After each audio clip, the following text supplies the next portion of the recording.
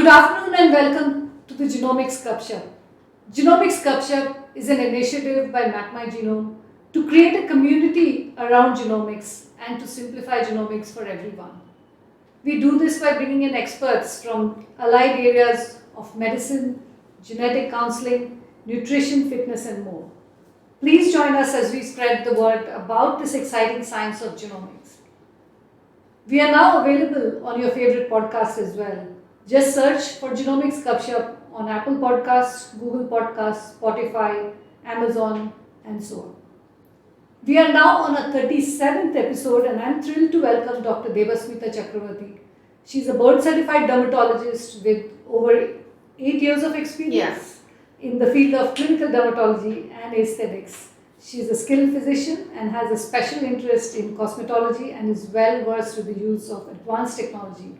Dr. Debasmita, it is such an honor to have you on our show. Same here. Thank you so much for having me here. It is a great pleasure, and I want to congratulate you on the 10th year of Mapmygenome. So, that's a milestone in itself. So, yeah, let's go ahead. Thanks very much.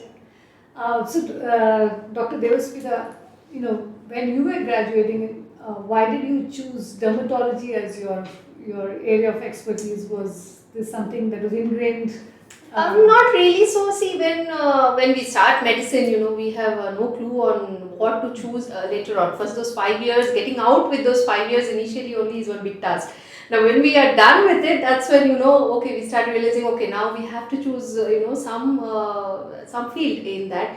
And skin being the mirror of our internal well-being, it has always intrigued me. So that was the one reason that I wanted to do dermatology, and the second reason, I think it's quite commonly known with everybody, is dermatology is a happy-go branch in medicine where you can spend time equally with your patients as well as you can give your time with the family, because it doesn't have so many medical emergencies. So that was another if I'd be lying if I'd say that was not one of the reasons I had chosen dermatology. But then this was the reasons. I really like when you said that dermatology is a reflection of your inner health, yes, right? Yes. And I think for a lot of people, they think that is only things that you do, and for a lot of people, I think they don't understand the value of actual nutrition and many other things.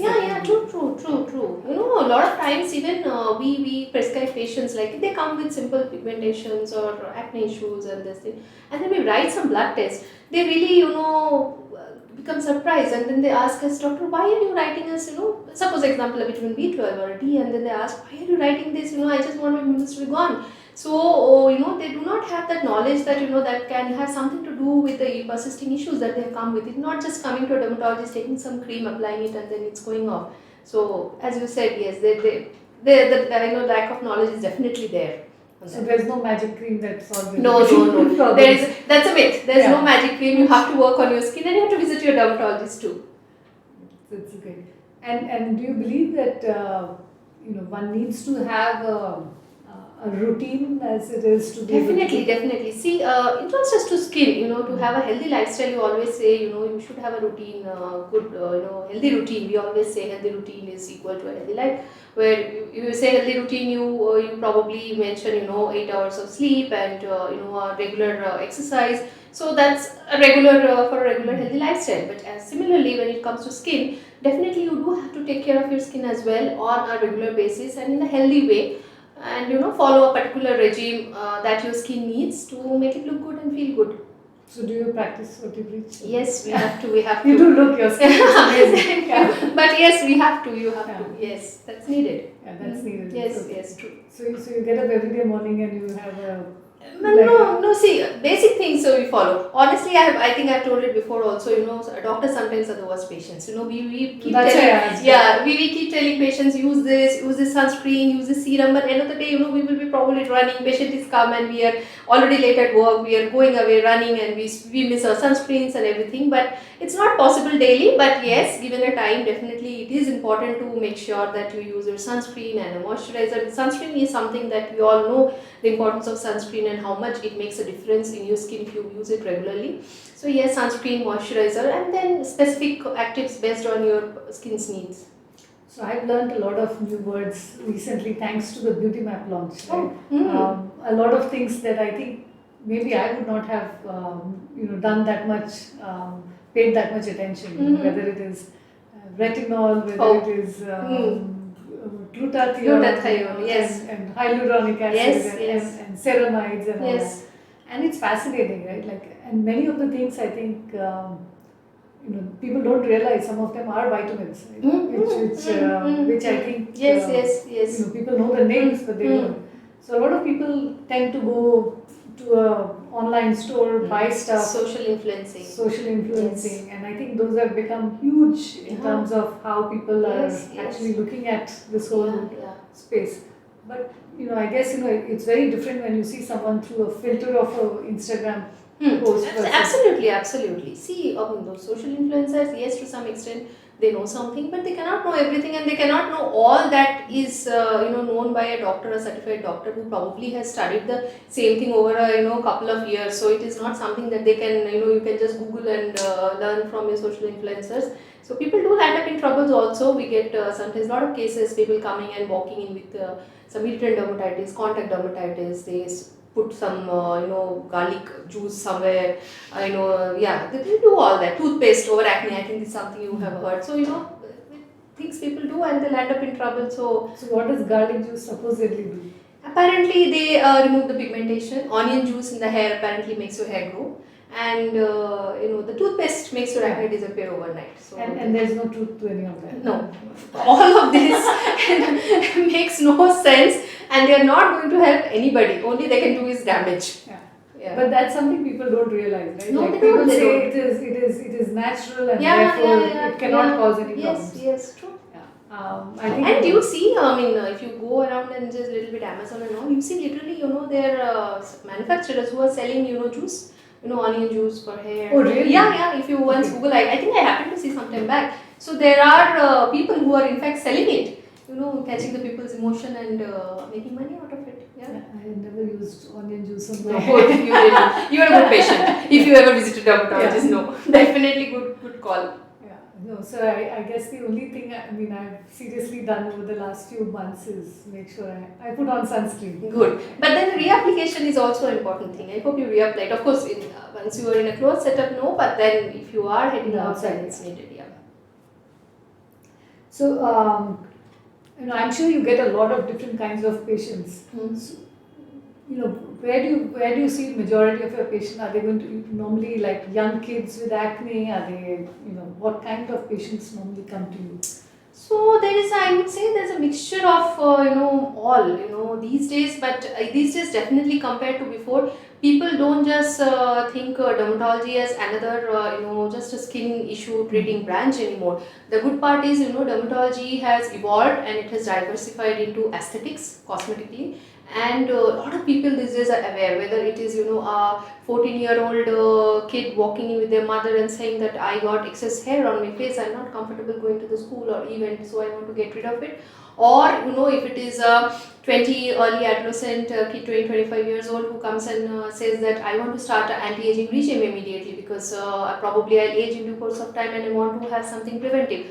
Or same time 45-50-year-old a lady walking in and saying, see, I've got this sagging, so I want to get them removed, so I'm looking older than I should be. So it is a mix of all, and yes, we do also see the very classical common conditions in dermatology, like the fungal infections, the psoriasis. So it's a combination of everything that we see day-to-day basis. Psoriasis can be quite debilitating also. Yes, quite mentally I think it is also quite a bit of a burden on the patient. And when we treat it also, because it's an autoimmune condition, as we all know, so there is no like a permanent cure. We can only probably keep it under control. So definitely psoriasis, vitiligo, they are quite a bit difficult things to treat when they come. Yeah, we had a team member who had serious psoriasis, and then she actually passed away last year. Oh, so there are multiple variants of psoriasis, right from scalp psoriasis to palm plantar psoriasis, and then you have psoriasis vulgaris. So, and then we have a life-threatening type also. So, I guess some of the things we can't really. No, and it's autoimmune. You don't know if 10 years down the line you might not have. So it's difficult. Maybe if you can tell our viewers what what is the difference between an autoimmune related thing that shows up on your skin versus? No, so autoimmune means it's something to do with your immunity, because it's people who have got impaired immunity, they are more to prone to get it. And coming to treatment also, it becomes very challenging because it is not caused by if you put it in a layman's term, not by a virus or a bacteria or fungus. It is happening from within your own body. So that's when we have a challenge in treating it, because other side we can eliminate. If it's a fungi, we can eliminate with antifungal treatment. We can give antibiotics to counteract a bacteria. But when it's happening from within, then it becomes difficult, because we cannot eliminate what's causing it. So that's the challenge with any autoimmune condition, with psoriasis, vitiligo. Yeah, and I think people need to understand that those are, there are ways to manage it, but maybe not some of them. Yeah, definitely there are ways to keep it under control, as I said, but probably nothing permanently to cure it. That's the thing. Although there's a lot of research going on, there are biologicals that have come into the picture, and they are helping out way more better than the conventional treatment. But yes, they are all still under trials. And so Manav, I think your videos or something showed talked about a face roller or so do you think there is value in using face roller, or what is this gouache? I have seen in the jade rollers and all that, but I would not really say that they should be your go-to tool for skincare regime. Probably feels good, maybe. It's just a feel-good factor, and probably it increases your blood circulation. That's about it. But other than that, I don't think it can target anything specific to your skin. But yeah, as you said, it's a feel-good factor probably. Yeah, it's kind of things that when you go to a spa and you have that feeling that someone's massaging. Yeah, after massaging, or probably when you have worked out and you are feeling like you're sweaty and all that. So it's like getting a facial. It feels good. But other than that, if you say medically, I don't think it has much of a role to play. And we started off when we were discussing about inner beauty and all of that. So when it comes to food and nutrition for skincare, are there any generic advice that there is there for people to see? Of course, yeah, nutrition and food plays a big role in many of the conditions. Like when we started, we mentioned whether you are speaking for acne, acne pimples, it is very common, adolescents or adults, it is very common. Even elderly late acne are also, late onset acne are also very common these days. So they play an important role, dietary restrictions when it comes to acne include, we ask them not to indulge in a lot of dairy products and not to have oily and junk food. And if it's a hair fall, then the iron levels is something you always need to correlate how they are, because people, what happens is they just think that something they have done which is causing the hair fall, but they don't think that internally also there can be something that can be triggering it. And as I said, when we write the blood test, then they get surprised. They said, why for hair fall I need iron test done, or vitamin D done. You have to explain them, no, it doesn't work like that, And then another thing for acne, most of the time we ask our patients to get a PCOD, test, ultrasound done to get PCOD, and then the most common answer we get, no, my periods are all, my cycles are all regular, I don't need to, I don't have it. Then why you are getting it done? Then we have to explain them, no, it's a syndrome, so it is not necessarily that you should have acne or you should have irregular menstrual cycles. It can present in any form. So everything goes in hand. Nutrition has a great value in treating many of the skin conditions. So we should get ourselves evaluated, and I think we have a lot of those parameters in Mapmygenome, and if we correlate them, then I think that will be a great help to the patients as well. So now that you brought up Mapmygenome and Beautymap, do you think that it will help you in your when you look at a patient? Yes, so definitely. See, what happens is, now this scenario where where a patient is reluctant to get a blood test done, where they don't want to get it done. Sometimes it is just a sheer reluctance of why should I get it done. Sometimes probably the financial part also plays into a role, because vitamin B12 and D, these tests are a little expensive than the normal test. And when cumulatively we write everything, then of course the price also goes up. half. So in those cases, I feel it is better to get the test done, because I have personally got it myself the other day, and I was also surprised to see of the results, because a few things I thought I was perfectly balancing in terms of nutrition, and then they came low. So you don't need to go for the test. You have something which just not gives the parameters of vitamins, but it gives you a more wider range of many other things, like there's obesity included in that. There are other parameters that are included in that. So with just one swab, and there is no poking, there is no poking, there is no blood extraction, nothing, just simple swab, you get it done, and then you can actually know that you are at risk of something. So probably based on that, then you can specifically choose that, and then get them done to know where you are standing, and then probably supplement that. So definitely I feel that it would be a great help to people who don't want to get something done just like that. So this will be helpful for them. Glad to hear that. Yeah, absolutely.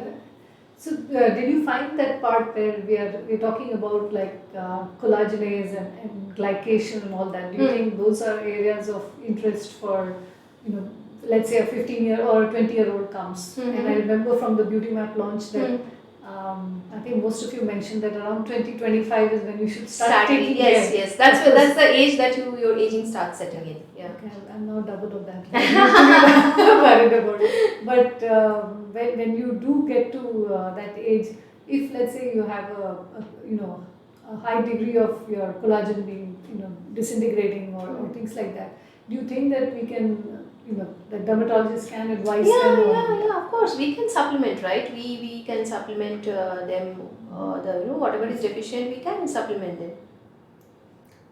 So do you think there are ways that a person's family history, so one is of course you can do a genetic analysis and find out.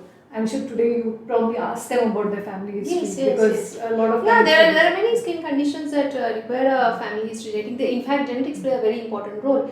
The most commonly, the most common scenario that we see is baldness. Whether it's male pattern baldness, and the name goes by it. Androgenetic alopecia is the medical term for it. So androgens do play a role, the male hormones, and with that we have genetics into the picture. And of course, it's not necessarily that if you have a family history, then subsequently you are going to get it 100%, but you are more prone for getting it. So whether it is the AGA, androgenetic alopecia, even other skin conditions like there is vitiligo. Even vitiligo, there is a genetic probability of you getting it. So like that, there is a dermatologist bullosa. So there are many other skin conditions that do have a genetic role to play into it. Yeah, and I think I remember one person got it done 10 years ago and had a full hair all over the thing. Did not believe that he could be bald. And I think that was the one thing that he said when he got the genome patri done a long time back, and he said, you give me a risk for male pattern baldness, and then 10 years later of course it was there. And I think it was just that genetics is showing what is hidden inside rather than and it is better, right? Because when you can get to know something way ahead, then why wait for it, and why wait for it to set in and then think, oh, what should I do? When you have the option of getting it known from before, I think that's way better. At least you will know that, okay, I have the history, so I'm more prone for it. What can I do? Start supplements, or probably there are many treatments like sprays, there are many treatments like PRPs, so mesotherapies are there. So I think it's always better, it's good to know, what's going to set in. And do you think like we also have a lot of drugs and how the genetics of an individual is going to influence how they're going to react to those drugs?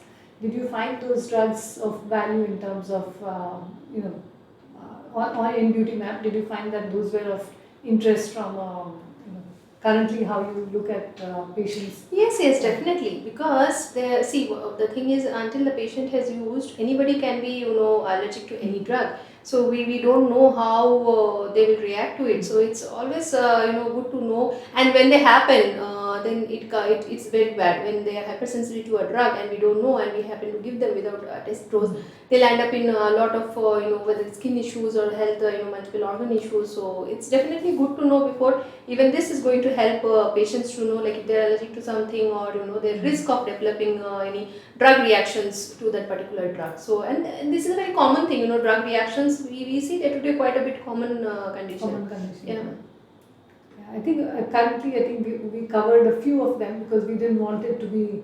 No, there is no end to it, right? Yeah. You know, there are like drugs from A to Z. I think it's difficult to cover everything. So we covered most of the drugs in Yeah, Medicamap yes, because we yes. said that's more for. Yes, I have seen that. Yeah. It's Yeah. almost covered. Antibiotics are covered and rest of the things. So yes, it is. More For or now, less I think covered, more or yes, less it should do the job. Yeah. So I think now we'll move to some basic questions. Okay. What do you think is prevention in your own words? Prevention, as in prevention is cure. I'd say that's what we have been. I think taught from med school. To say that prevention is cure. So it's as equal to cure. So you start your your workup and homework, and you prevent it, and you don't need to go to the cure. So I like that because most of the time I tell people it's not. I mean, prevention is better than cure is what a lot of people tell us, but Yeah. we believe prevention is the cure. And yeah, I'm glad to prevention hear you itself say is the that. cure. Yeah. Yeah. So if you can prevent, I think you don't get to that. Yeah, point you don't where get to that point where you have to go for the cure. So you prevent it. What is your secret to healthy aging? Secret to You're healthy not aging? yet. You're not yet. At No, the no, age no, where- no, no. But I would say anybody's secret to healthy aging would be to visit your dermatologist. That should be your secret, because all the secrets are with the dermatologist. But yes, other than that, I would say you should just follow a basic routine and include actives as and when required, and sunscreen I've already said. So just include those stuff. That was going to be my next question. What would be the 3 things that you would tell people to do? You already said. Yeah, so sunscreen is one thing. That is because the importance of sunscreen, we how much we say also, it is very important. Whether it is these days we are even asking kids, sunscreen kids. The other day only I had to talk. Sunscreen kids also equally important. So we are advising kids also when they're going to school to apply sunscreen, and go to elderlies, to mid-age people. So yes, sunscreen will be one thing, and moisturizing, because your skin needs moisture, to make it look supple, plump. You need to moisture it. And I think the third go-to thing probably will be retinol. If you are saying about aging, then retinol is the go-to drug that you have to start. So these would be the 3 things. So I remember last time I had a lot of. I learned new words, which was thread Yes, lifts. Yeah, there was one which was like. Also, I learned some new techniques. Botox and Botox. yeah. I've heard of. Yeah. And then I heard about thread lifts. Yes. Yeah. And then I finally went on Instagram and saw what those were. What about. goes in? Okay.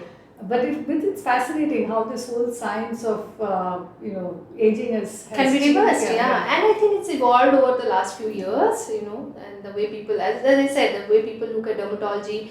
Before they used to only see probably it's a field that just treats skin lesion, but it's no more like that. Now we have evolved, and we are treating way more things than just normal skin infections, and we have diversified. So there are a lot of things that's going on.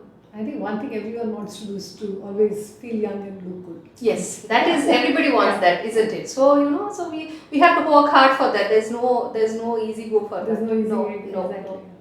So I know you've already debunked some of the myths, but is there anything else that you can say other than applying? We talked about applying the onion juice? Yeah, Toothpaste. onion juice. Oh yes, another thing we commonly hear is the anti-aging procedure, make you look fake. No, it doesn't make you look fake, like people say, okay, if they make you look more plastic if you get Botox or fillers. No, that's not true. If you get it done by a board certified dermatologist or a cosmetologist, then no, they don't make you look, because they will know how much to inject and how much will look good on you. So if it's too much, then yes, if it's too, they will know not to inject too much, but that will happen if you don't go to a board certified person and you go somewhere else. So that's a myth where people say anti-aging procedures will make you look more plastic. No. Yeah, I have to figure at some point. I will find out more about Okay. all Yes. the fillers Yes. and yeah. So, is there anything else you would like to say other than move to the rapid fire?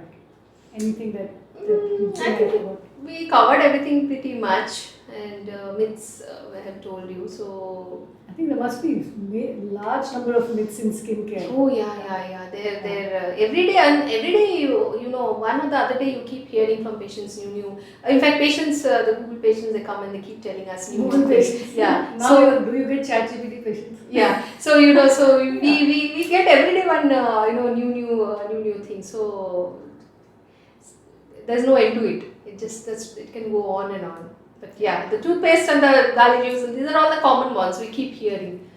Yeah, no, I agree. So let's move to the rapid fire. Okay. Okay. What is the most common complaint by your friends about you? By me, that I don't call them back, that I don't respond on time, that's probably one thing I should rectify. Okay. Which career would you have chosen if you didn't become a dermatologist? I think I would have become a pilot. Pilot? Oh, Yeah. nice. You like to fly? Yeah, I like to fly, and people go anywhere, Did you do a training course? No, I didn't. It was always medicine. I don't know. I had a lot of doctors in the family that way.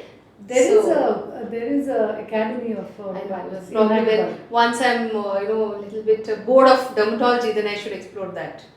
There's no end to it. We can always. There's no age for it. So. Do you have any specific hobbies? I love to sing. I love reading and traveling. So yeah. Okay, I guess I can't ask you to sing here, but Oh no! It's just a bathroom singing. No. Yeah, but then yeah. So, is there something you would like to do less of, and something that you would like to do more of? Less of probably being on the phone, and that's one complaint, because we are always on the phone checking out something, doing something, and more probably spending more time with my son away from work, so more time with the son and less on the phone. Any book or movie that you'd like that is a favorite that you'd like to recommend? Lately I did watch the Tom Cruise movie. I think that's nice, the Top Gun one. So I think that's The new nice one, one. yeah. The new one. I think that's a nice one. Yeah. So maybe you can watch it. That's good. So, I think that was an amazing session. I think a lot of people would watch it and I think understand what you should do and also what you shouldn't do, right? I mean, Exactly. it's not just about knowing what Yes, to do. it's choosing the right thing the right way And with the right choosing- person. Yes, choosing the right dermatologist is Yes, also as important. yes. Because these days, you don't know who is a cosmetologist. It's difficult because everyone claims to be cosmetologist, but then if you look back, many of them, don't even have a board certified degree. So, it is important to check your doctor's credentials to make sure that, the person you are trusting in to help you get a good skin knows the matter. So, definitely it's the right time with the right person in the right way. And then, of course, you also talked a lot about Beautymap and your experience. Yes, with it was a lovely experience. So I told you, right? So I mean, surprisingly, I felt like all my vitamin parameters were okay, and then when they came, the report came, and the good part was that there was a very less waiting period. I think I gave the test, and by 1 week I had the result. In 5 days, it was 3 days, it was processing, and in 1 week the results were there. So there's no delay. It is not like we are waiting forever. So you give it and you wait, and then if you feel like something has come, then you can just go and get a blood test done, and I think within 10 days max, you know what's going on. So I think it's really helpful, and it's a fun thing to know actually. Even if you don't have anything, any deficiencies, or you are not having any symptoms or anything, also you can just go it as a checkup. Yeah, I think that the whole purpose is that you understand what's. Yeah, you should understand what's going on and probably what can happen. So you take the preventive. Yeah, prevention. Prevention is the cure. Yeah. So yes. So. Absolutely. So thank you so much, Dr. It's my Debasmita. pleasure. It was such a pleasure. Same here. Thank you so much for having me here, and hopefully we'll have more gupshups Absolutely. in the coming days. Thank you so much.